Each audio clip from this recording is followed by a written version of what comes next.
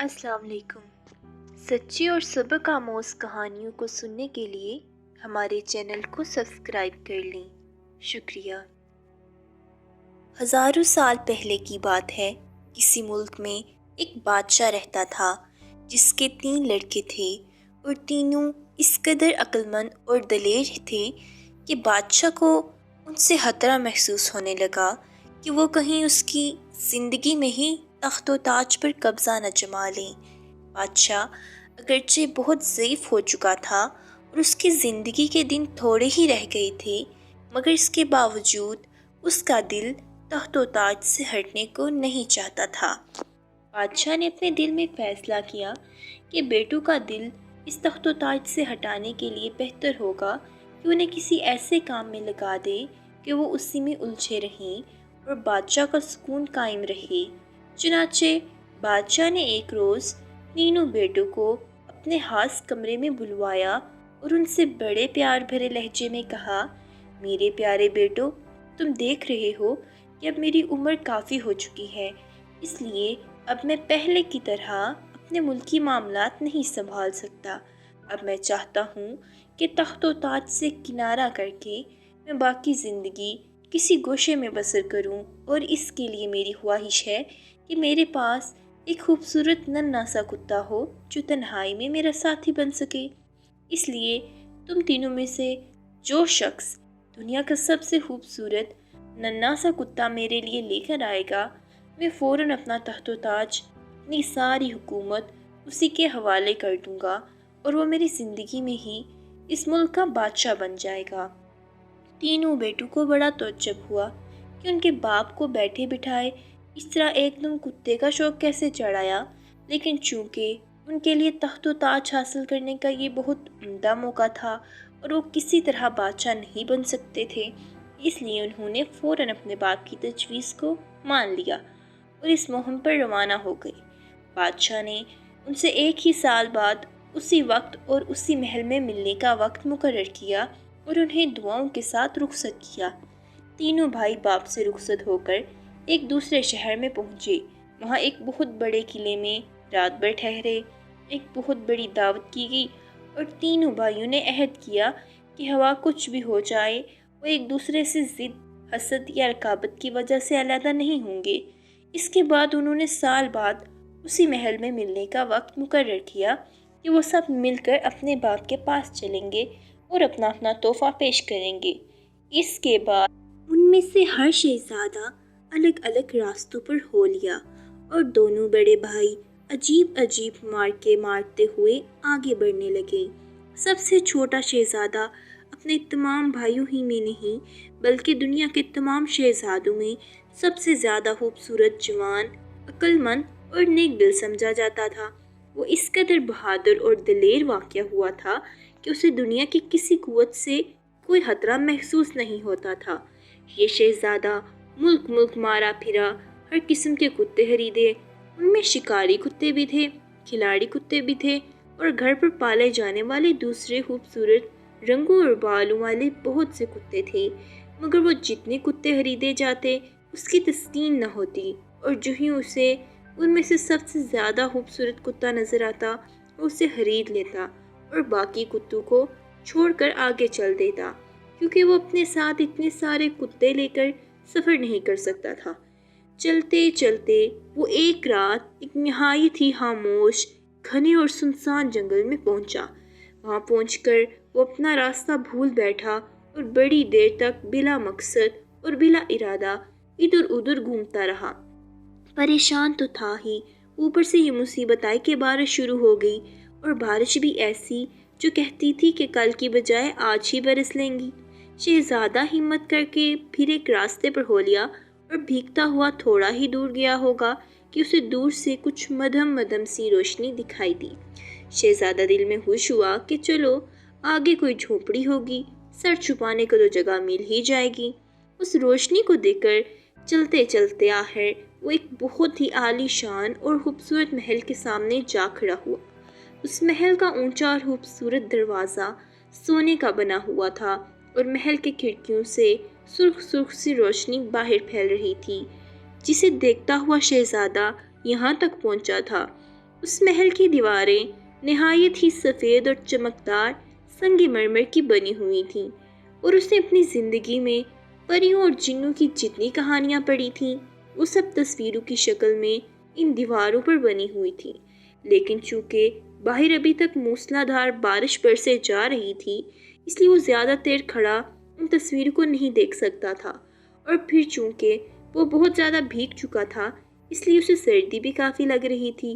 شہزادہ پھر بڑے دروازے کی طرف آیا۔ اس نے دیکھا کہ عین دروازے کے اوپر ایک ہرن کا بہت بڑا سر جواہرات کی زنجیر کے ساتھ لٹک رہا ہے۔ شہزادہ دل میں سخت حیران ہوا کہ آخر کس کا محل ہو سکتا ہے۔ وہ دل میں سوچنے لگا کہ معلوم ہوتا ہے اس محل کے رہنے والوں کو چور اور ڈاکوؤں کا کوئی کھٹکا نہیں ہے، ورنہ کون ایسا بے وقوف ہوگا جو ان قیمتی جواہرات کو اس طرح دروازے کے باہر لٹکنے کے لیے چھوڑ دے گا، اور پھر ایسے قیمتی جواہرات جنہیں اگر کوئی چرا کر لے جائے تو ساری زندگی عیش و عشرت کے ساتھ گزار سکتا ہے۔ اس نے ہرن کے سینگ کو ذرا سا ہاتھ لگا کر دیکھنا چاہا تو اسی وقت بہت سی چاندی کی گھنٹیاں زور زور سے بج اٹھیں اور ایک ساتھ دروازے کے دونوں پٹ کھل گئے، لیکن شہزادے کو اندر سوائے چند ہاتھوں کے اور کوئی شکل یا جسم نظر نہیں آتا تھا۔ شہزادہ یہ منظر دیکھ کر بالکل سکتے میں رہ گیا اور بالکل پتھر کا بت بنا ہوا کھڑا یہ سب دیکھتا رہا۔ تب اس نے محسوس کیا کہ کوئی چند ہاتھ اسے پیٹھ کی طرف سے آگے کو دھکیل رہے ہیں۔ شہزادہ گھبرایا تو ضرور، مگر پھر بھی ہمت کر کے ہاتھ کے اشارے پر آگے بڑھتا رہا۔ پھر اپنی تلوار کے قبضے پر ہاتھ رکھے ہوئے وہ ایک نہایت خوبصورت کمرے میں پہنچا، جہاں کی دیواریں گنگا جل اور دوسری منقش کاموں سے چراغ کی طرح لو دیتی ہوئی محسوس ہو رہی تھیں۔ جب شہزادے نے دیکھا کہ اسے محل میں کسی قسم کا خطرہ نہیں اور اسے اس مروت اور اخلاق کے ساتھ بلایا جا رہا ہے تو اس کا ڈر دور ہو گیا، اور وہ انہی پراسرار ہاتھوں کے اشارے پر آگے بڑھنے لگا۔ بڑھتا بڑھتا وہ ایک زبورت سے بنے ہوئے دروازے کے سامنے پہنچا۔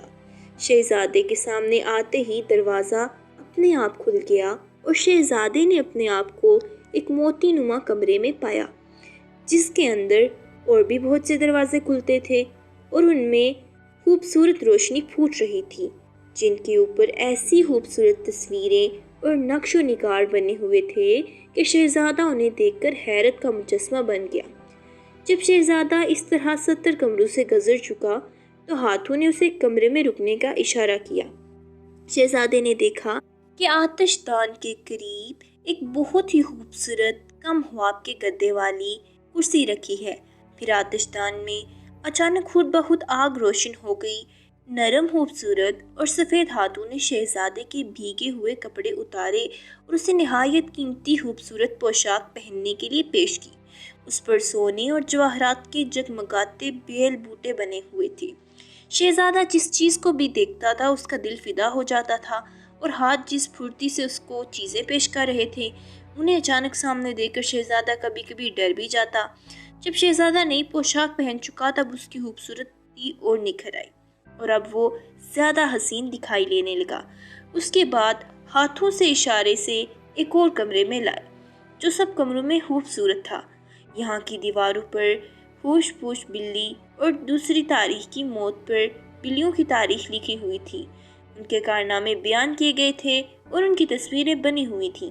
کمرے کے بیچوں بیچ ایک کھانے کی میز بچھی ہوئی تھی جس پر 2 سونے کی پلیٹیں اور سونے کے چمچے رکھے تھے، ان کے ساتھ ہی ہیرے کے گلاس اور زمرد کی صحرائیاں بھی رکھی جگمگ کر رہی تھیں۔ شہزادہ حیران تھا کہ یہ دوسری پلیٹ کس کے لیے میز پر رکھی گئی۔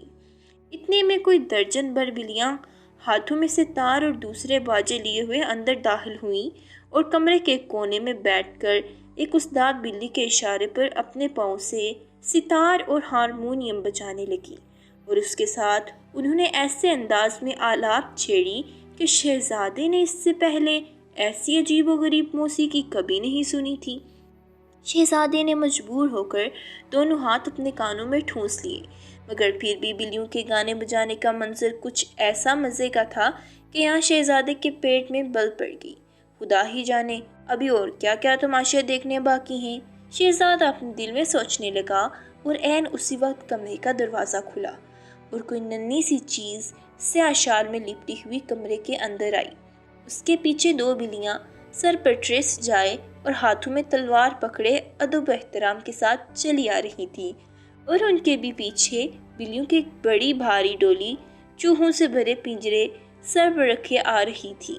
شہزادے کو یہ سب کچھ دیکھ کر یوں محسوس ہوا جیسے وہ کوئی خواب دیکھ رہا ہو، لیکن ننھی سی چیز چلتی ہوئی اس کے قریب آئی اور اس نے اپنے چہرے سے نقاب سرکائی۔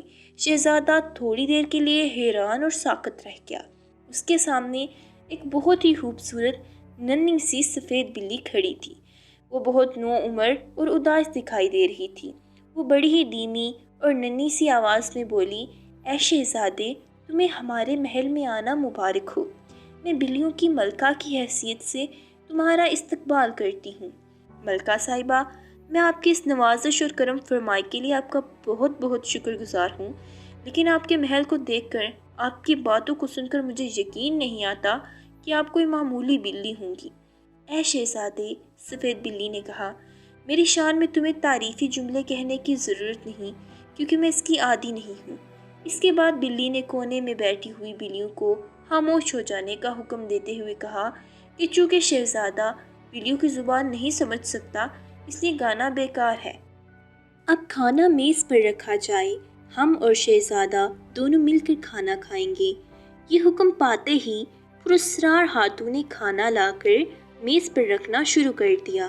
بلی کے سامنے والی پلیٹ میں ایک بھنا ہوا موٹا سا چوہا رکھا اور شہزادے کی پلیٹ میں روسٹ کیا ہوا مرغ تھا۔ پھر بلی نے شہزادے کو یقین دلاتے ہوئے کہا کہ اس کا کھانا ایک علیحدہ باورچی خانے میں تیار کیا گیا ہے اور اس میں چوہے کی قسم کی کوئی چیز شامل نہیں ہے، اس لیے تم بے فکر ہو کر اپنا کھانا کھاؤ۔ جب شہزادے کو یقین آ گیا کہ سفید بلی کی باتیں جھوٹ نہیں ہو سکتی، تو اس کی جھجک دور ہو گئی۔ اس نے پیٹ بھر کر کھانا شروع کر دیا۔ ابھی وہ دونوں بیٹھے کھانا کھا ہی رہے تھے کہ اچانک شہزادے کی نگاہ بلی کی گردن پر پڑی، جہاں ایک خوبصورت سی تصویر چمک رہی تھی۔ شہزادے نے قریب سے دیکھا تو اس میں ایک نہایت ہی خوبصورت نوجوان کی تصویر دکھائی دی، اور اسے سب سے زیادہ حیرت اس بات پر ہوئی کہ وہ نوجوان بالکل شہزادے سے ملتا جلتا تھا۔ اسے یوں محسوس ہوا جیسے یہ خود اس کی تصویر ہو۔ شہزادہ جب تصویر کو دیکھ رہا تھا تو بلی نے ایک سرد سی آہ بھری اور کچھ پہل سے بھی زیادہ اداس ہو گئی۔ شہزادے کو اس ڈر سے بلی سے کوئی سوال کرنے کی ہمت نہ ہو سکی کہ کہیں بلی اس کے سوال کا برا نہ مان جائے۔ چنانچہ شہزادے نے دوسری چیزوں کے متعلق باتیں کرنا شروع کر دیں، جنہیں بلی بڑے دھیان کے ساتھ سنتی رہی اور اس کی باتوں میں دلچسپی لیتی رہی۔ بلی کی باتوں سے معلوم ہوا کہ اسے دنیا کے تمام حالات کی خبر تھی۔ کھانا ختم ہوا تو بلی نے شاہانہ انداز میں اشارہ کیا۔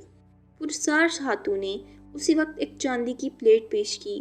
انہی ہاتھوں نے دونوں کے ہاتھ ملائے، پھر چاندی کے ورقوں میں لپٹے ہوئے پان پیش ہوئے، جن سے بڑی عمدہ خوشبو پھوٹ رہی تھی۔ اس کے بعد بلی شہزادے کو لے کر دوسرے کمرے میں پہنچی۔ یہ کمرہ بالکل تھیٹر کا ہال معلوم ہوتا تھا۔ ننھے سے اسٹیج کے اوپر ننھی ننھی بلیاں اداکاری کے جوہر دکھا رہی تھیں اور شہزادی اور ملکہ کا دل خوش کرنے کے لیے رقص کر رہی تھیں۔ جب کھیل ختم ہوا تو آخر ملکہ نے شہزادے کو خدا حافظ کہا اور اپنے کمرے میں چلی گئی۔ اس کے جانے کے بعد ہاتھ ایسے کمرے میں لے گئے جہاں شہزادہ پہلے نہیں گیا تھا۔ اس کمرے میں بڑے بڑے پردے لٹک رہے تھے، جن کے اوپر تتلیوں کی تصویریں بنی ہوئی تھیں۔ ان تتلیوں کے پر حرم کے بنے ہوئے تھے۔ دیواروں پر چھت سے لے کر فرش تک آئینے لگے ہوئے تھے اور کمرے کے بیچوں بیچ ایک خوبصورت میزائل بچھی ہوئی تھی، جس پر برف کی طرح سفید بستر بچھا ہوا تھا اور ریشمی جالی دار پردہ لگا ہوا تھا، جس کے دونوں طرف نیلے رنگ کے روبادے تھے۔ شہزادہ چپ چاپ بستر پر لیٹا رہا۔ اس کی سمجھ میں نہیں آیا کہ وہ ان ہاتھوں کا کس طرح شکریہ ادا کرے، کیونکہ ان کی شکلیں تو اسے دکھائی نہ دیتی تھیں۔ جب صبح ہوئی تو کھڑکیوں پر شور کی آواز سے شہزادے کی آنکھ کھل گئی۔ وہی ہاتھ اندر آیا اور انہیں شہزادے کا منہ ہاتھ ہلایا، اس کے کپڑے تبدیل کیے۔ جب شہزادہ تیار ہو کر باہر آیا تو اس نے دیکھا کہ محل کے سامنے میدان میں بہت سی بلیاں جمع ہیں، جن میں کچھ بلیاں شکاری کتوں کی دیکھ بھال کر رہی ہیں اور بعض نکارے بجا رہی ہیں۔ پوچھنے پر شہزادے کو معلوم ہوا کہ بلیوں کی ملکہ صاحبہ شکار کو تشریف لے جا رہی ہیں، اسی لیے یہ اہتمام ہو رہا ہے۔ پھر انہی ہاتھوں میں شہزادے کے سامنے ایک لکڑی کا بنا ہوا گھوڑا پیش کیا اور اس پر سوار ہونے کا اشارہ کیا، لیکن شہزادہ لکڑی کے گھوڑے پر سوار ہونا اپنی توہین محسوس کر رہا تھا۔ اتنے میں اچانک شہزادے کو محسوس ہوا جیسے اسے کسی نے زبردستی اٹھا کر گھوڑے پر بٹھا دیا ہو۔ اس کے بیٹھتے ہی لکڑی کا گھوڑا ہوا سے باتیں کرتا ہوا چل پڑا۔ سفید بلی بھی ایک بندر کی پیٹھ پر سوار چلی جا رہی تھی اور بندر کم بخت ایسا شرارت کا پتلا کہ راستے میں چلتے ہوئے اسے کسی درخت کے اوپر کوئی چڑیا نظر آ جاتی تو اچھل کر اسے اپنا لقمہ بنا لیتا۔ تمام تر جنگلوں میں شکار ہوتا رہا۔ شہزادہ اپنی تمام زندگی میں اس سے زیادہ خوبصورت شکار نہیں کھیلا تھا۔ جب شکار ختم ہوا اور سب لوگ محل کو واپس آئے تو پھر اسی طرح شہزادہ اور سفید بلی نے مل کر کھانا کھایا۔ جب کھانا ختم ہوا تو سفید بلی نے ایک بہت ہی خوبصورت پیالے میں شہزادے کو ایک شربت پینے کے لیے دیا اور اس شربت میں شاید کچھ جادو ملا ہوا تھا، کیونکہ شہزادے نے جیسے ہی پیا اس کے دماغ سے تمام پچھلی باتیں بھول گئی۔ اسے یہ بھی یاد نہ رہا کہ وہ اپنے باپ کے لیے ایک ننھے سے کتے کی تلاش میں گھر سے نکلا تھا، اور اس طرح دن گزرتے رہے۔ وہ روزانہ شکار اور دوسرے کھیلوں میں شہزادہ مگن رہنے لگا، یہاں تک کہ پورا 1 سال بیت گیا۔ شہزادہ یہ بھی بھول گیا کہ اس نے اپنے بھائیوں سے ایک خاص دن خاص محل میں ملنے کا وعدہ کیا تھا۔ اسے تو اب یہ بھی یاد نہ رہا کہ وہ کس ملک سے آیا ہے، لیکن سفید بلی کو سب کچھ معلوم تھا کہ شہزادے کو کس دن واپس آنا تھا۔ چنانچہ ایک روز بلی نے کہا، شہزادے تمہیں معلوم ہے کہ ننھے کتے کو لے کر اپنے باپ کے پاس جانے کے لیے اب صرف 3 دن اور باقی رہ گئے ہیں۔ اس عرصے میں تمہارے دوسرے بھائیوں نے بہت ہی خوبصورت ننھے کتے جمع کر لیے ہیں۔ اور تب اچانک شہزادے کو تمام باتیں یاد آ گئیں اور وہ رونے لگا، او خدایا، میں اتنا ضروری کام کیسے بھول بیٹھا، اسی کام پر تو میری قسمت کا سوال تھا۔ اب اگر اتنے تھوڑے عرصے میں کتا تلاش بھی کر لوں تو مجھے ایسا گھوڑا کہاں سے ملے گا جو مجھے 3 دن کے اندر اپنے ملک واپس پہنچا دے۔ تب سفید بلی نے شہزادے سے کہا، اے شہزادے، تم فکر نہ کرو، میں تمہاری دوست ہوں، میں تمہاری ہر مشکل آسان کر دوں گی۔ تم ابھی 1 روز یہاں اور ٹھہر سکتے ہو تو میں تمہیں لکڑی کا گھوڑا صرف 12 گھنٹے میں تمہارے ملک میں پہنچ جائے گا۔ اے خوبصورت بلی، میں آپ کا شکریہ ادا کرتا ہوں، شہزادے نے کہا، مگر جب میرے پاس کتا ہی نہیں ہوگا تو پھر میرے وہاں جانے کا فائدہ کیا ہوا؟ اس پر سفید بلی نے اپنی جیب سے ایک ننھی سیپ نکالی اور شہزادے کو دکھاتے ہوئے بولی، اس سیپ میں ایک بہت ہی خوبصورت ننھا سا کتا موجود ہے۔ پیاری بلی، ایسے کڑے وقت میں بھی آپ کو مذاق سوچ رہا ہے، کتنے افسوس کی بات ہے، شہزادے نے کہا۔ مگر تم سیپ کو کان سے لگا کر تو دیکھو، بلی نے کہا، اور سیپ شہزادے کے کان کے پاس لے گئی۔ شہزادے کو سیپ کے اندر سے ننھے سے کتے کی آواز سنائی دی۔ شہزادہ خوشی سے اچھل پڑا، کیونکہ جو کتا اس ننھی سی سیپ میں بند ہو سکتا ہے وہ یقیناً بہت ہی چھوٹا سا پیارا کتا ہوگا۔ شہزادہ اسی وقت سیپ کو کھول کر کتے کو دیکھنا چاہتا تھا، مگر سفید بلی نے اسے منع کرتے ہوئے کہا کہ بہتر ہوگا کہ سیپ کا ڈھکن اس وقت کھولا جائے جب یہ بادشاہ کے سامنے پیش ہو۔ شہزادے نے بلی کی مہربانیوں کا بہت شکریہ ادا کیا، اور جب رخصت ہونے کا وقت آیا تو اس نے ڈوبتے ہوئے دل کے ساتھ سفید بلی کو خدا حافظ کہا۔ آپ کے ساتھ رہتے ہوئے محسوس ہی نہیں ہوا کہ وقت کیسے گزر گیا، میری بڑی خواہش ہے کہ آپ بھی میرے ساتھ چلتی۔ اس کے جواب میں بلی نے منہ سے کچھ نہیں کہا، صرف ایک ٹھنڈی اور غمگین سانس بھر کر رہ گئی۔ مقررہ دن اور جگہ پر جہاں تینوں بھائیوں کو ملنا تھا وہاں شہزادہ سب سے پہلے پہنچا۔ اس کے آنے کے تھوڑی ہی دیر بعد دوسرے دونوں بھائی بھی پہنچ گئے، اور جب انہوں نے محل کے اندر باہر لکڑی کے گھوڑے کو چلتے کودتے دیکھا تو سخت حیران ہوئے۔ شہزادہ دونوں بھائیوں سے خوشی خوشی گلے ملا اور دونوں بھائیوں نے اسے اپنے اپنے سفر میں پیش آنے والے واقعات سنائے، لیکن چھوٹے بھائی نے انہیں اپنی باتیں بالکل نہیں بتائیں اور یہ ظاہر کیا کہ اس کے پاس ایک معمولی کتے کے سوا اور کچھ بھی نہیں ہے۔ اس پر دونوں بھائیوں کو بہت خوشی ہوئی کہ ان کے لائے ہوئے کتے بادشاہ کو زیادہ پسند آئیں گے، اور انہیں تخت و تاج حاصل کرنے کی زیادہ امید پیدا ہو گئی۔ دوسرے روز وہ تینوں شہزادے اپنے باپ کے پاس محل میں جانے کے لیے تیار ہو گئے۔ دونوں بڑے بھائی ہاتھوں میں تو ننھی ننھی ٹوکریاں اٹھائے ہوئے تھے، جن میں تو ایسے خوبصورت اور برف کی طرح سفید کتے تھے جو ہاتھ لگانے سے بھی میلے ہو جاتے۔ چھوٹا شہزادہ اپنے ساتھ راستے سے ایک معمولی سا کتا جو اٹھا لایا تھا، وہ سڑک پر گھوڑے کے ساتھ دوڑا چلا جا رہا تھا۔ کیچڑ اور گرد سے اس طرح لت پت ہو گیا تھا کہ اسے پہچاننا بھی مشکل ہو رہا تھا۔ جب تینوں بھائی محل میں پہنچے تو ان کا شاندار استقبال کیا گیا۔ بادشاہ بھی انہیں واپس دے کر بہت خوش ہوا، اور جب دونوں بڑے بھائیوں نے اپنے اپنے کتے بادشاہ کے سامنے پیش کیے تو وہ دونوں اس قدر خوبصورت اور نازک اندام تھے کہ بادشاہ کو یہ فیصلہ کرنا مشکل ہو گیا کہ دونوں میں سے کون زیادہ اچھا ہے۔ ابھی دونوں بھائی آپس میں یہ باتیں کر رہے تھے کہ سلطنت کو آپس میں برابر کس طرح بانٹ دیا جائے کہ اتنے میں چھوٹا شہزادہ آگے بڑھا اور اپنی جیب سے وہ سیپ نکال لیا جو اسے سفید بلی نے دیا تھا۔ شہزادے نے سیپ کو جلدی سے کھولا تو اس کے اندر ننھی سے چپ کے اوپر اتنا ننھا سا کتا بیٹھا دکھائی دیا کہ اگر اسے انگوٹھی کے اندر سے بھی گزار دیا جاتا تو آسانی سے گزر جاتا۔ شہزادے نے کتے کو نکال کر فرش پر رکھ دیا۔ کتا کان پر پھڑاتا ہوا پھرتی سے کھڑا ہو گیا اور سب کے سامنے ناچنے لگا۔ بادشاہ اسے ہاتھ میں لے کر حیرت سے دیکھ رہا تھا۔ اس نے ایک لفظ بھی نہیں کہا، اور کہنے کی ضرورت بھی کیا تھی؟ یہ بات طے تھی کہ دنیا میں اس سے خوبصورت کوئی جانور نہ ہوگا، لیکن اس کے باوجود بادشاہ کا جی نہیں چاہتا تھا کہ وہ اپنی سلطنت اپنے بیٹوں کے حوالے کر دے۔ اس لیے اس نے اپنے بیٹوں سے کہا کہ تم لوگ پہلی دفعہ تو کامیابی کے ساتھ ضرور لوٹے ہو، اب میں تمہارا ایک اور امتحان لینا چاہتا ہوں۔ وہ امتحان یہ ہے کہ تم تینوں ایک مرتبہ پھر باہر جاؤ اور کپڑے کا ایک تھان ایسا باریک لاؤ جو اگر سوئی کے سوراخ سے بھی گزار دیا جائے تو آسانی سے گزر جائے۔ پہلے تو تینوں بیٹے جانے پر راضی نہ ہوتے تھے، مگر بڑے بیٹوں نے سوچا کہ اس سے انہیں حکومت کو حاصل کرنے کا ایک اور موقع مل رہا ہے، تو آخر جانے کے لیے تیار ہو گئے، اور باپ نے اس دفعہ پھر انہیں اپنی نیک دعاؤں کے ساتھ رخصت کیا۔ چھوٹا شہزادہ پھر اپنی لکڑی کے گھوڑے پر سوار ہوا اور تیزی کے ساتھ اپنی پیاری بلی کے محل میں پہنچ گیا۔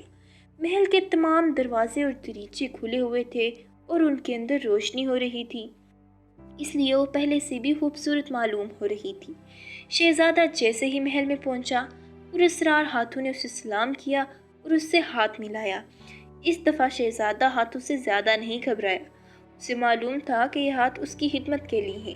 اس کے بعد وہی ہاتھ لکڑی کے گھوڑے کو استبل کی طرف لے چلے اور شہزادہ بلی کے کمرے کی طرف بڑھا۔ اس وقت سفید بلی ایک خوبصورت سی پھولوں سے بنی ہوئی ٹوکری میں سو رہی تھی، لیکن جب اس نے شہزادے کے قدموں کی آواز سنی تو فوراً آنکھ کھل گئی اور وہ شہزادے کو دیکھ کر بہت زیادہ خوش ہوئی اور بولی، او پیارے شہزادے، مجھے تو امید نہ تھی کہ تم پھر واپس آؤ گے۔ شہزادے نے پیار کے ساتھ سفید بلی کی پیٹھ پر تھپکی دی اور اپنی کامیابی کا تمام حال اسے کہہ سنایا، اور یہ بھی بتایا کہ اب وہ ایک مرتبہ پھر سفید بلی کی مدد حاصل کرنے آیا ہے، کیونکہ اس دفعہ اس کے باپ نے ایسی چیز کی فرمائش کی ہے جو سوائے سفید بلی کی مدد کے اور کسی طرح حاصل نہیں ہو سکتی۔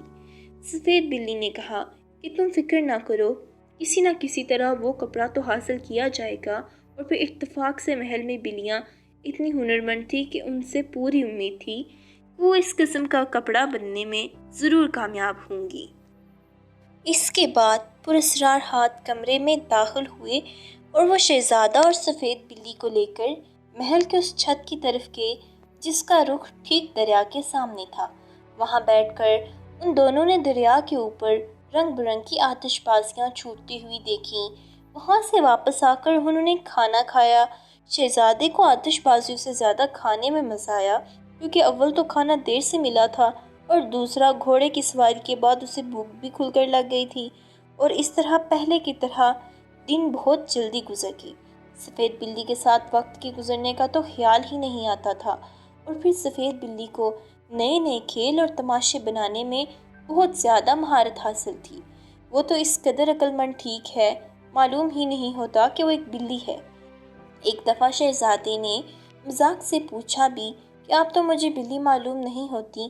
اس پر سفید بلی نے صرف اتنا کہا، شہزادے تمہارا جو جی چاہے سوچو، میں کچھ نہیں بتا سکتی۔ شہزادہ بلی کے ساتھ اس قدر خوشی کے ساتھ دن گزار رہا تھا کہ اسے کبھی وقت گزرنے کا خیال ہی نہیں آیا۔ البتہ ایک روز بلی نے خود بتایا کہ اب 1 سال پورا ہونے کو آ رہا ہے، لیکن تم کپڑے کی فکر نہ کرو، ہماری چالاک اور ہنرمند بلیوں نے بڑی خوبی کے ساتھ وہ کپڑا تیار کر دیا ہے، اور اس دفعہ میں تمہیں بڑے شان و شوکت کے ساتھ رخصت کروں گی۔ جس روز شہزادہ بلی سے رخصت ہونے لگا تو اس نے دیکھا کہ محل کے باہر ایک نہایت خوبصورت سونے کی بنی ہوئی رتھ کھڑی ہے، جس میں 12 برف کی طرح سفید گھوڑے جوتے ہوئے تھے۔ ان کی پالکیں سونے اور چاندی کی تھیں، ان کے پیچھے 100 اور پالکیاں تھیں جن کو 8 گھوڑے کھینچنے کے لیے جوتے ہوئے تھے۔ اس میں خوبصورت وردیاں پہنے غلام بیٹھے تھے۔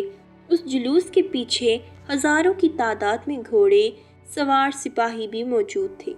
سفید بلی نے شہزادے سے کہا، شہزادے اب جب تم اس شان و شوکت کے ساتھ اپنے باپ کے پاس پہنچو گے تو وہ تمہاری طاقت اور حیثیت کو دیکھ کر کبھی تمہیں اپنی سلطنت دینے سے انکار نہ کرے گا۔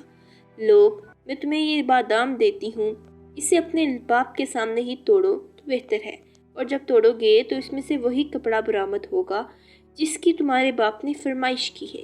شہزادی نے بلی سے کہا، اے نیک دل اور فرشتہ صفت بلی، میں کس منہ سے آپ کی مہربانیوں کا شکریہ ادا کروں؟ آپ کو اگر میری مدد کی ضرورت ہو تو فوراً کہیے گا، میں اپنے باپ کے تخت اور تاج کا خیال ہمیشہ کے لیے اپنے دل سے نکال دوں گا اور تمام زندگی آپ کے ساتھ رہوں گا۔ اس پر بلی نے شہزادے سے کہا، اے شہزادے، یہ تمہاری نیک دلی ہے کہ تم مجھ جیسی حقیر بلی کے لیے اتنی محبت جتا رہے ہو۔ بہرحال اب تم دیر نہ کرو اور سفر پر روانہ ہو جاؤ۔ چنانچہ شہزادی نے بلی کے ننھے ننھے پنجوں کو بوسہ دیا اور چل پڑا۔ اب وہ تمام جلوس اتنی جلدی شہزادے کے باپ کے محل میں پہنچا، اس کا اندازہ اسی سے لگا لیجئے کہ جتنی دیر میں لکڑی کا گھوڑا وہاں پہنچا تھا اس سے آدھا ہی وقت اس سفر پر صرف ہوا ہوگا۔ اس دفعہ شہزادے کو آنے کی جلدی تھی، اس لیے وہ اپنے بھائیوں سے ملنے کے لیے اس محل میں نہ جا سکا جہاں وہ پہلے ملے تھے۔ چنانچہ جب انہوں نے وہاں شہزادے کو نہ پایا تو یہ سمجھے کہ شہزادہ واپس ہی نہیں آیا، اور وہ اس خیال سے دل میں خوش بھی ہوئے، اور انہوں نے اپنے لائے ہوئے کپڑے بادشاہ کو بڑے فخر کے ساتھ دکھانا شروع کیے۔ اور واقعہ ان کے لائے ہوئے کپڑے تھے بھی بہت نفیس، اور انہیں بڑی سی سوئی کے سوراخ سے گزار کر دیکھا جاتا تو وہ آسانی کے ساتھ گزر جاتی۔ لیکن بادشاہ بھی بہت چالاک تھا، اس نے اس صندوق سے خاص طور پر ایک باریک سی سوئی منگوائی جس میں اس کا تاج رکھا جاتا تھا۔ اس سوئی کی باریکیوں کو دیکھ کر صاف معلوم ہوتا تھا کہ یہ کپڑے اس کے سوراخ میں سے کسی طرح نہیں آ سکتے تھے۔ اس پر دونوں بڑے شہزادوں کو سخت غصہ آیا، اور وہ باپ کی مکاری کے خلاف کچھ کہنا ہی چاہتے تھے کہ اتنی میں سے باہر سے نکاروں کی آواز سنائی دی اور چھوٹا شہزادہ اندر داخل ہوا۔ بادشاہ اور اس کے دونوں بھائی اس کی شان و شوکت کو دیکھ کر حیران رہ گئے۔ اس نے سلام دعا کے بعد اپنے جیب سے بادام نکالا اور اسے امید سے توڑا کہ اس کے اندر سے کپڑا نکلے گا، مگر کپڑے کی بجائے اس کے اندر ایک بیج تھا۔ اس نے بیج کو توڑا تو اس کے اندر سے بھی ایک بیج نکلا۔ سب لوگ اس پر نظریں جمائے کھڑے تھے، اور بادشاہ دل ہی دل میں ہنس رہا تھا کہ کہیں بادام کے اندر سے بھی کپڑا نکلا ہے۔ بہرحال شہزادے نے تیسرے بیج کو بھی پھوڑ ڈالا۔ سب لوگ قہقہا مار کر ہنس پڑے کیونکہ اس کے اندر سے گیہوں کا ایک دانہ نکلا۔ اسے جب توڑا گیا تو اس کے اندر سے صرف ایک رائی کا دانہ نکلا۔ اب تو خود شہزادہ بھی گھبرا گیا، اور وہ دل ہی دل میں بولا، اے سفید بلی، کیا تم ان سب لوگوں کے سامنے ذلیل کراؤ گی؟ عین اسی وقت شہزادے کو اپنی کلائی کے اوپر جیسے بلی کے تیز پنجے کی خراش محسوس ہوئی۔ جیسے شہزادے نے اشارہ سمجھا اور رائی کے دانے کو بھی پھوڑ ڈالا۔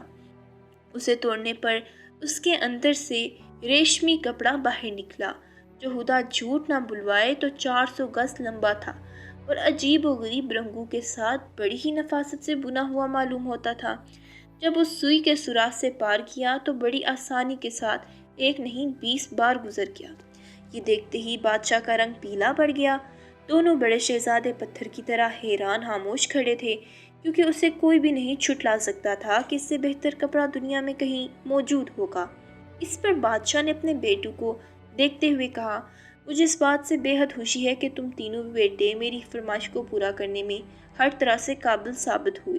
اب میری آخری خواہش یہ ہے کہ تم اسے جو لڑکی دنیا کی حسین ترین شہزادی تلاش کر لائے گا، اس کی شہزادی کے ساتھ شادی بھی کر دی جائے گی اور اسی وقت اسے تخت پر بٹھا دیا جائے گا، کیونکہ میرے ولی عہد کے لیے یہ ضروری ہے کہ وہ شادی شدہ ہو۔ شہزادہ جانتا تھا کہ باپ کی 2 شرطوں کو پورا کر کے وہ تخت و تاج کا حقدار بن چکا ہے، لیکن وہ اس قدر نیک دل تھا کہ اس نے اس پر شکایت نہیں کی اور وہ اپنے رتھ پر جا کر سوار ہو گیا، سفید بلی کے پاس پہنچ گیا۔ اس دفعہ سفید بلی کو اس کے لوٹنے کی امید تھی، اس لیے اس نے تمام راستوں پر پھول بچھوا رکھے تھے۔ فضاؤں میں اس نے مختلف پھولوں کی خوشبو کا چھڑکاؤ کر رکھا تھا اور اس لیے زمین سے آسمان تک ہر چیز محترم معلوم ہو رہی تھی۔ کیوں شہزادے، اس دفعہ بھی تخت اور تاج حاصل نہ ہو سکا؟ بلی نے اسے دیکھتے ہی پوچھا۔ آپ کی مہربانی اور مدد تھی، میں اس کا حقدار تو ہو چکا تھا، مگر میرے ابا جان اس قدر لالچی ہیں کہ سلطنت سے علیحدہ ہوتے ہی ان کی جان نکلتی ہے۔ اس پر بلی نے کہا، تم فکر نہ کرو، جو چیز زیادہ محنت اور کوشش سے حاصل کی جائے اسے حاصل کرنے کا لطف بھی زیادہ آتا ہے۔ اب چونکہ تمہیں ایک خوبصورت شہزادی کی تلاش ہے، میں بھی خوبصورت شہزادی ڈھونڈنے کی کوشش کروں گی۔ بہرحال یہ کام تو ہوتا رہے گا، مگر آج تو میں ذرا تماشا دیکھنے کی خاطر اپنی بلیوں اور دریا کے چوہوں میں ایک جنگ کرا رہی ہوں۔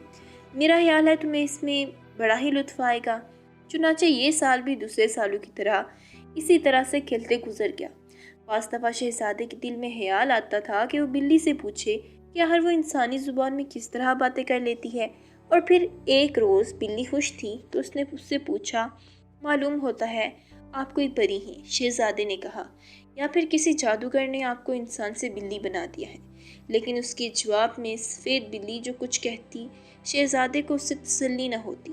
جب آدمی خوشی اور اطمینان کے دن گزار رہا ہوتا ہے تو اسے پھر یہ خیال کبھی نہیں آتا کہ وہ وقت کتنی جلدی سے گزر گیا۔ یہی حال شہزادے کا ہوا۔ وہ رنگ رلیوں میں ایسا کھویا کہ اس کے ذہن سے گھر کی یادیں مٹ گئیں۔ جب اس کے گھر کے لوٹنے میں صرف 1 روز اور رہ گیا تو سفید بلی نے اس سے کہا کہ اگر تم اپنے ساتھ دنیا کی سب سے خوبصورت شہزادی لے جانا چاہتے ہو تو میں تمہاری وہ مدد کروں گی، تمہیں وہ کچھ بتاؤں گی، کرنے کے لیے تیار ہو جاؤ۔ اس کے بعد بلی نے ایک تلوار نکالی اور شہزادے کو دیتے ہوئے کہا، یہ تلوار لو اور اس سے میرا سر قلم کر دو۔ شہزادہ سہم کر پیچھے ہٹ گیا اور بولا، کیا میں تمہارا سر قلم کر دوں میری پیاری بلی؟ یہ کام مجھ سے قیامت تک نہ ہوگا۔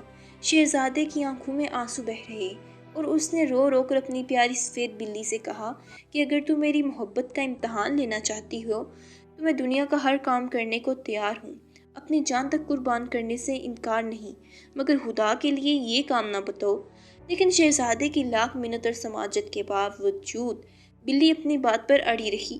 آخر مجبور ہو کر شہزادے کو تلوار سنبھالنی پڑی۔ اس نے اپنی آنکھوں پر پٹی باندھ لی اور تلوار بلی کے سر کے اوپر چلا دی۔ جب شہزادے نے آنکھ کے اوپر سے پٹی اتاری تو وہ حیران رہ گیا۔ بلی کے بجائے اس کے سامنے ایک نہایت خوبصورت شہزادی کھڑی تھی۔ شہزادہ ابھی اسے ٹکٹکی باندھے حیران نگاہوں سے دیکھ رہا تھا کہ اتنے میں کمرے کا دروازہ کھلا اور بہت سے جرنیل، سپاہی باہر اور دوسرے افسر اندر آئے۔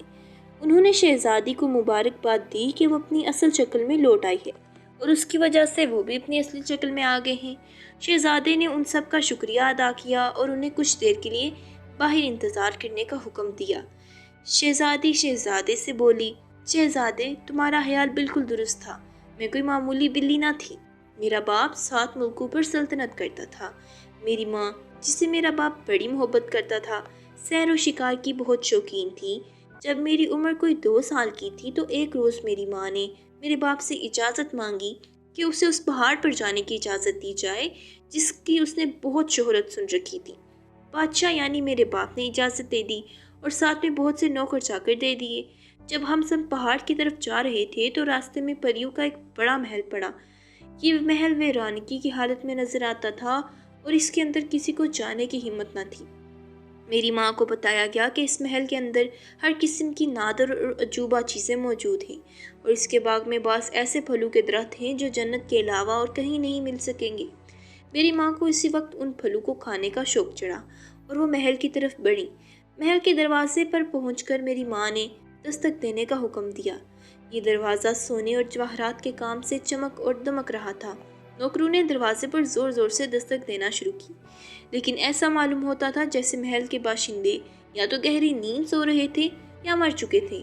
آخر میری ماں نے سیڑھیاں لانے کا حکم دیا تاکہ وہ دیوار پر چڑھ کر باغ میں پہنچ سکے، لیکن دیوار کی لمبائی ہمیشہ اتنی بڑھتی رہی کہ لاکھ سیڑھیاں آئیں مگر دیوار کے سرے تک نہ پہنچ سکی۔ میری ماں کو سخت صدمہ ہوا۔ میری ماں نے حکم دیا کہ محل کے باہر ہی خیمے گاڑ کر رات گزاری جائے اور جب صبح ہوگی تو ان پھلوں کو حاصل کرنے کی دوبارہ کوشش کی جائے۔ سب لوگ خیمے کے اندر سو رہے تھے۔ میری ماں بھی دن بھر کے سفر سے تھک کر جلد ہی سو گئی۔ جب آدھی رات گزری تو اچانک اس کی آنکھ کھلی اور اس نے دیکھا کہ ایک ننھی سی ضعیف عورت اس کی چارپائی کے ساتھ بیٹھی ہے۔ ضعیف عورت نے میری ماں کو جاگتے ہوئے دیکھ کر کہا، ملکہ عالیہ، آپ ہمارے باغ کا پھل کھانے کے لیے بہت ضد اور زیادتی سے کام لے رہی ہیں۔ یہ اچھا نہیں ہے، لیکن چونکہ آپ ایک بہت بڑی ملکہ ہیں اور ہم آپ کے شوق کو ٹھکرانا پسند نہیں کرتے، اس لیے ہم آپ کو ایک شرط پر یہ تمام پھل جو جنت کا میوہ ہے کھانے کے لیے دے سکتے ہیں۔ وہ شرط یہ تھی کہ آپ اپنی ننھی بچی ہمیں دے دیں، ہم اسے اپنے شوق کے لیے پال لیں گے۔ اور بڑی بھی، میری ماں نے کہا، اس پھل کے بدلے میں تم کوئی اور چیز مانگ لو، ہم تمہیں اپنی آدھی سلطنت تک دینے کو تیار ہیں۔ نہیں، پری نے جواب دیا، ہم آپ کی ننھی بچی کے علاوہ اور کوئی چیز نہیں لیں گے، ہم اسے یہاں کسی چیز کی تکلیف محسوس نہ ہونے دیں گے۔ پریوں کی دنیا کی ساری نعمتیں اس کے قدموں میں ہوں گی اور وہ اپنی زندگی کے ایک لمحے میں کبھی وہ ذرا اداس نہ ہونے گی۔ البتہ آپ اسے اس وقت تک نہ دیکھ سکیں گی جب تک اس کی شادی نہیں ہو جاتی۔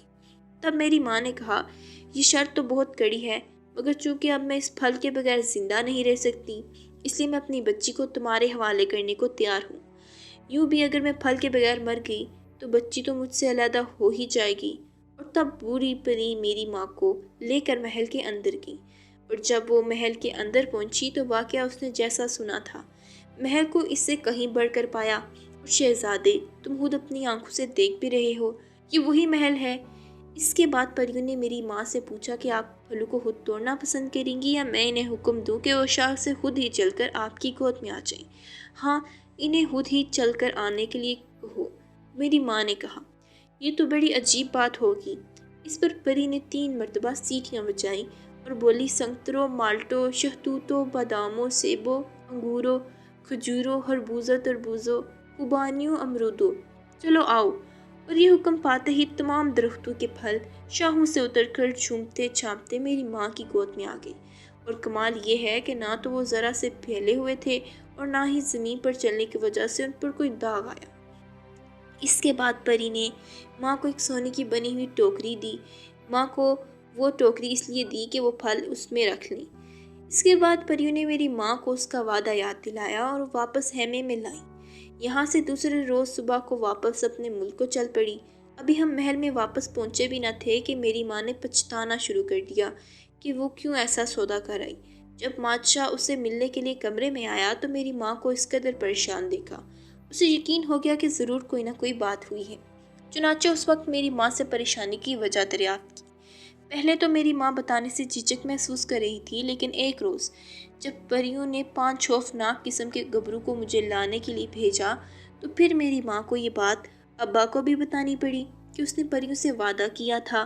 اس پر میرا باپ بہت ناراض ہوا اور مجھے اور میری ماں کو ایک اونچے مینار کے اوپر ایک کمرے میں بند کر دیا، اس کے نیچے پہرے مقرر کر دیے۔ اس نے 5 گبروں کو براق بلا کہا اور انہیں ملک کی سرحدوں سے باہر نکلوا دیا۔ اس پر پریوں کو سخت غصہ آیا اور انہوں نے خوفناک اژدہا ہمارے ملک میں بھیجا، جو آدمی کو دیکھتے ہی اسے فوراً نکل جاتا اور اس کی سانسیں جس چیز سے چھو جاتی وہ جل کر خاک ہو جاتی۔ اور بادشاہ اس اژدہے سے پیچھا چھڑانے کے لیے اور رایا کی جان بچانے کے لیے خود مجبور رضامند ہو گیا کہ میں پریوں کے حوالے کر دی جاؤں۔ اس دفعہ پریاں خود مجھے لینے کے لیے آئیں اور اپنے ساتھ ہیرے اور جواہرات کی بنی ہوئی ایک گاڑی لائی تھی جسے اژدہا کھینچ رہا تھا۔ میرا ننھا سا جھولا اس گاڑی کے اندر رکھ دیا گیا۔ پریوں نے اس جھولے کو بڑی احتیاط سے پکڑ رکھا تھا اور پھر دیکھتے ہی دیکھتے یہ گاڑی ہوا سے باتیں کرتی ہوئی چل پڑی۔ آخر ایک بہت بلند مینار کے پاس پہنچ کر رک گئی۔ یہ مینار خاص طور پر میرے لیے بنوایا گیا تھا۔ وہاں میرے لیے دنیا کی ہر نادر اور عجوبہ چیز مہیا کر دی گئی۔ ہر وہ علم سکھایا گیا جو شہزادی کے لیے سیکھنا ضروری ہوتا ہے، لیکن ان سب چیزوں کے ہوتے ہوئے بھی ہمارا کوئی انسان ساتھی نہ تھا۔ البتہ ایک ننھا سا کتا اور طوطا ضرور تھا جو انسانی زبان میں باتیں کرتے تھے۔ مجھے دن میں ایک مرتبہ بوڑھی پری دیکھنے کے لیے آیا کرتی تھی۔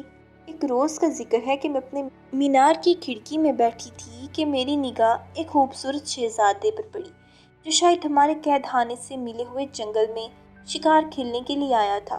اس کی نگاہ اچانک میرے دریچے پر پڑی اور وہ کھڑا ہو کر میری طرف دیکھنے لگا۔ جب ہماری آپس میں آنکھیں ملی تو اس نے بڑے پیار سے مجھے سلام کیا۔ مجھے ایک نئے آدمی کو دیکھ کر اس سے باتیں کرنے کا کس قدر شوق پیدا ہوا، اس کا اندازہ اسی سے لگایا جا سکتا ہے کہ اتنی اونچائی پر ہوتے ہوئے بھی ہم دونوں آپس میں چیخ چیخ کر باتیں کرتے رہے، اور جب رات ہو گئی تو آخر شہزادہ مجبور دل کے ساتھ مجھے خدا حافظ کہہ کر رخصت ہوا۔ اب شہزادہ مجھ سے ملنے کے لیے روز آنے لگا، اور پھر ایک روز اس نے مجھ سے شادی کی درخواست کی۔ میں نے اسے منظور تو کر لیا، مگر سوال یہ تھا کہ اس مینار سے رہائی کیسے ہوگی۔ پھر مجھے کافی سوچ بچار کے بعد ایک ترکیب سمجھائی دی۔ پریوں نے مجھے اس مینار میں تنہائی کے وقت کاٹنے کی خاطر بہت سا سوت دے رکھا تھا، جسے میں بیٹھی بیٹھی وہاں کاٹا کرتی تھی۔ چنانچہ میں نے ان سوتوں کو ایک موٹی سی اتنی لمبی ڈوری بنائی کہ وہ بآسانی زمین تک پہنچ سکتی تھی۔ لیکن افسوس کہ جب سے شہزادہ مجھے مینار سے نیچے اترنے میں مدد دے رہا تھا کہ ایک بہت ہی بد شکل اور بد مزاج پری اژدہے کی پیٹھ پر سوار ادھر سے اڑتی ہوئی گزری، اور قبل اس کے کہ شہزادہ اپنے بچاؤ کی کوئی صورت پیدا کرتا، اژدہا اسی وقت اسے نگل گیا۔ اس کے بعد پریاں مجھ سے بہت ناراض ہوئیں۔ انہوں نے مجھے بتایا کہ وہ مجھے اس لیے پال پوس کر بڑا کر رہی تھیں کہ وہ بونوں کے بادشاہ سے میری شادی کر دیں۔ اس پر میں نے جب انکار کر دیا تو غصے میں پری نے مجھے سفید بنی بنا ڈالا۔ اس کے بعد وہ مجھے اس محل میں لے کر آئیں تو میں نے اپنے باپ کے دربار کے تمام درباریوں جرنیلوں کو یہاں اپنا انتظار کرتے ہوئے دیکھا۔ یہ سب بھی بلیوں میں تبدیل کر دیے گئے تھے۔ دربار کے دوسرے لوگ جو معمولی سپاہی اور نوکر چاکر تھے، ان کے جسم اور شکلیں غائب کر دی گئیں اور صرف ان کے ہاتھ باقی رہنے دیے گئے۔ جب پریوں نے مجھ پر جادو کر دیا تب انہوں نے مجھے اپنی تمام کہانی بتائی، ورنہ اس وقت تک میں خود کو انہی کی بیٹی سمجھتی رہی۔ انہوں نے مجھے بتایا کہ اب یہاں سے میری رہائی اس وقت ہو سکتی ہے اور یہ جادو اسی وقت ٹوٹ سکتا ہے جب مجھے کسی ایسے شہزادے کی محبت حاصل ہو جائے جو ہر طرح سے میرے بد نصیب مرحوم شہزادے سے ملتا جلتا ہوا۔ پیاری شہزادی، یہ محبت تمہیں حاصل ہو چکی ہے، شہزادے نے کہا۔ تم واقعہ اس شہزادے سے بہت زیادہ ملتے جلتے ہو۔ تمہاری صورت شکل، تمہارا بول چال سب کچھ اسی شہزادے کی طرح ہے، اور اگر تمہیں واقعہ مجھ سے سچی محبت ہے تو اب یقیناً میری تمام مصیبتیں ختم ہو چکی ہیں، بلی نے کہا۔ تب شہزادے نے کہا، تمہارے ساتھ ہماری مصیبتوں کا بھی خاتمہ ہو سکتا ہے، بشرط کہ تم میرے ساتھ شادی کرنا منظور کر دو۔ ہاں، میں تیار ہوں، شہزادی نے کہا، لیکن پہلے ہمیں تمہارے باپ کے محل میں چل کر ان کی رائے لینی چاہیے۔ چنانچہ دونوں باہر نکلے اور اسی خوبصورت رتھ میں سوار ہوئے۔ ان کے پیچھے تمام جرنیل اور درباری دوسرے نوکر چاکر بھی اپنی گاڑیوں میں سوار ہوئے۔ ان کی نیلی پیلی اور سرخ وردیاں چمک رہی تھیں۔ گاڑیاں بھی پہلے سے زیادہ خوبصورت ہو گئی تھیں۔ گھوڑے بھی خوب سجے تھے۔ ان کے سروں پر لال کلگیاں لگی تھیں۔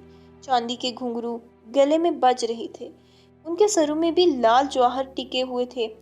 ایسی عجیب و غریب سواری دنیا میں پہلے کہیں نظر نہیں آئی۔ شہزادی جس قدر حسین و جمیل تھی، اسی قدر عقل مند اور چالاک بھی تھی، اس لیے شہزادہ اس کے ساتھ بیٹھ کر بے حد خوشی محسوس کر رہا تھا، کیونکہ شہزادی کی باتیں بڑی عجیب تھیں۔ جب شہزادہ اس محل کے قریب پہنچا جہاں سے بھائیوں سے ملنا تھا تو شہزادی رتھ سے نکل کر ایک کرسی میں سوار ہو گئی جسے 4 آدمی اٹھا کر چلتے تھے۔ یہ کرسی ایک بہت بڑے زبرد کے پتھر کو کاٹ کر بنائی گئی اور اس کے چاروں طرف جھالر لگے ہوئے ریشمی پردے تھے۔ شہزادی نے وہ پردے کی راہ لی تاکہ اسے کوئی دیکھ نہ سکے۔ شہزادے نے اپنے بھائیوں کو محل کے سامنے ٹہلتے دیکھا۔ ان دونوں کے ساتھ تو بہت ہی خوبصورت شہزادیاں تھیں۔ انہوں نے چھوٹے بھائی کو دیکھا تو اس سے پوچھا کہ تمہیں بھی کوئی شہزادی مل سکی یا نہیں؟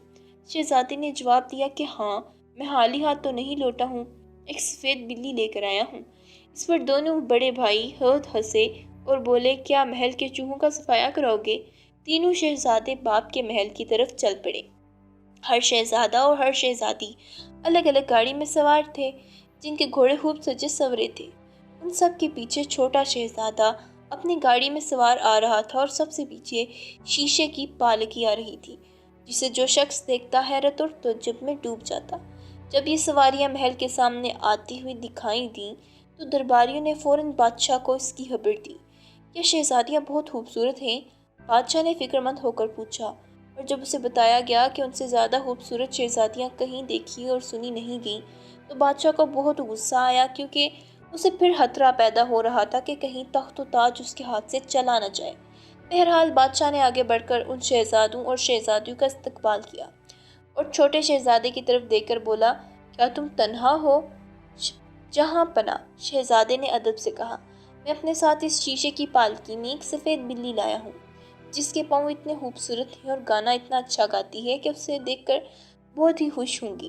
بادشاہ بیٹے کی بات پر ہنس پڑا اور شہزادے کی ڈولیوں کی طرف خود بڑھا اور اس کے پردے خود ہی سرکا کر انہیں دیکھ رہا تھا۔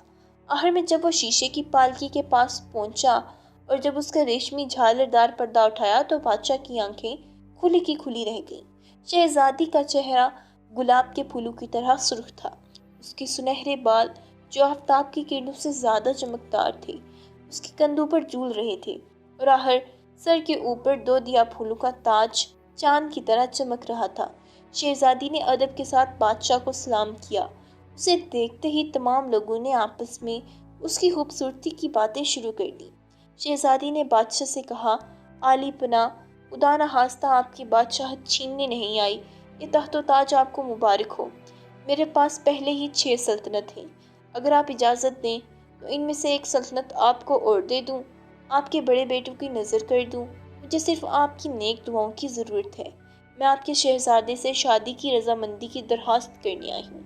ہم دونوں کے لیے باقی 3 سلطنتیں کافی ہوں گی۔ بادشاہ اور تمام درباری یہ سن کر خوشی سے جھوم اٹھے۔ اسی وقت تینوں شہزادوں کی بڑی دھوم دھام کے ساتھ شادی ہو گئی اور ان میں سے ہر بادشاہ اور ملکہ اپنی اپنی سلطنت کو روانہ ہو گئے۔